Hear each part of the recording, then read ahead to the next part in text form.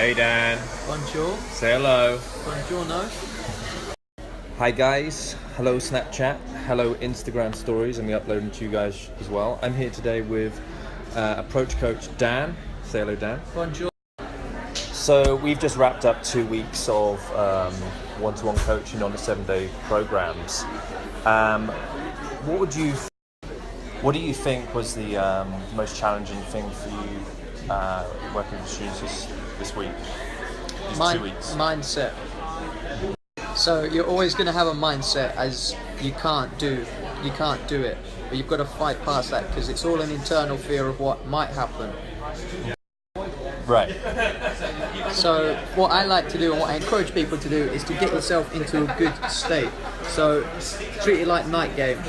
So in the same respect, whatever you prep in for the night game to make yourself feel good, you want to do it in daytime. So for me, I like watching funny comedy videos on YouTube, puts me in a good mood. And for you, it might be eating dark chocolate, it may be drinking a coffee, it may be just coming out of the gym. Whatever it is that makes you feel good, makes you feel positive, that's what you want to do to get yourself in that good mood. So then when you're having your interactions, you're coming from that positive place, you're bringing light to her life,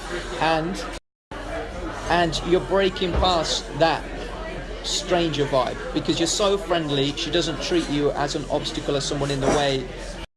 I think it's an important point. I think the biggest hurdle people have is getting into that state, whether it be compiling a playlist of positive music, doing a few warm-up interactions, whether it be asking people for directions, messing around with people in the soap stores, the cosmetic stores. I remember a great warm-up exercise I did. I sent a guy into an underwear store and I told him to deliberately get caught sniffing the knickers. It was incredibly funny, and obviously the shop assistant caught on, and he obviously told her it was a joke. It'd be a bit weird if he didn't, but it got him in the mood. So in essence, what we're basically saying is, don't take it so seriously. Go out and have fun. It's not a military operation, and project that energy. I feel everyone has a pain to joy story. Dan, what's your pain to joy? 15-year-old nerd who looked about 12 years old, not socially accepted, not with the cool kids at school, kind of just conforming, and then it's that internal desire to want to grow. Like I wanted to grow to become my best self.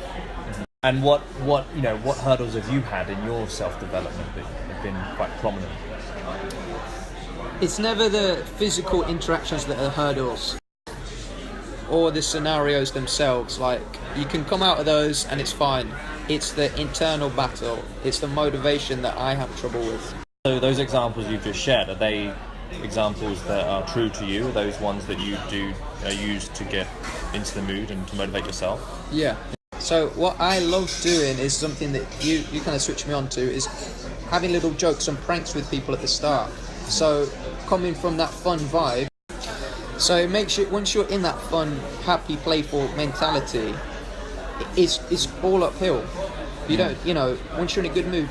Like the mood is contagious, right? Yes. So whether you choose to be in a bad mood, that's contagious. Whether you choose to put yourself in a good mood, that's contagious. Yeah.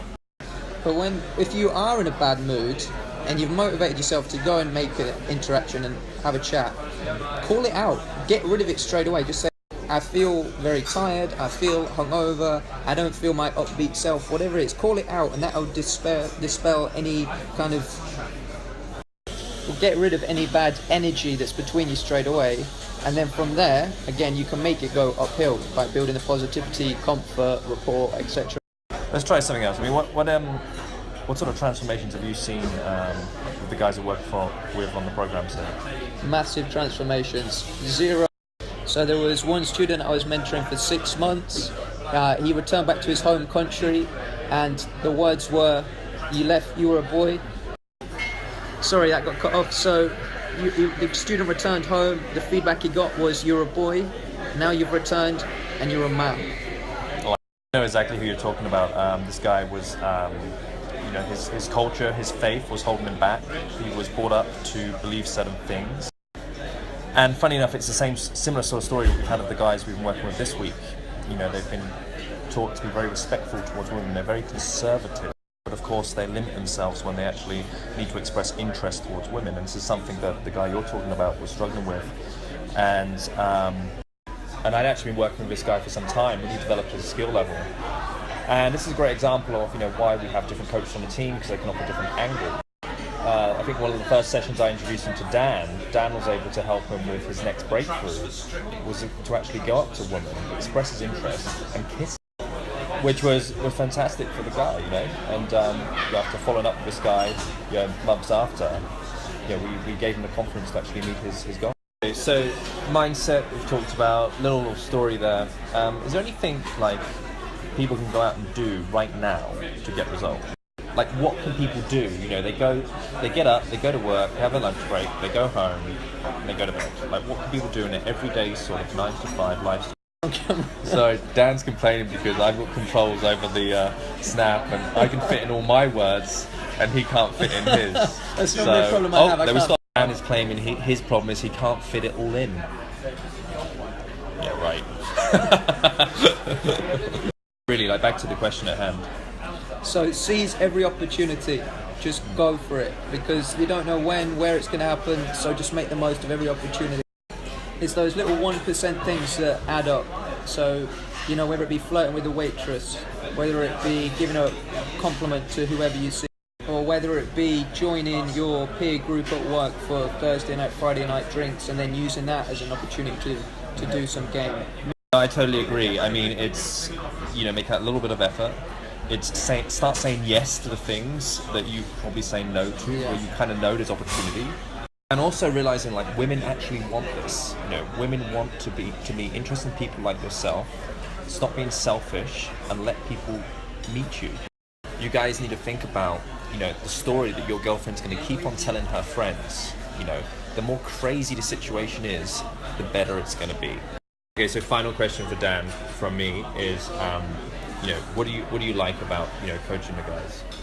The results, but as much as that, the journey. Seeing a guy on Monday, then seeing him on Saturday or 6 months down the line, and he's that different person. And when I say different person, he's like an enhanced version of himself. He's the best version of himself. And it inspires me to keep wanting to push myself as well.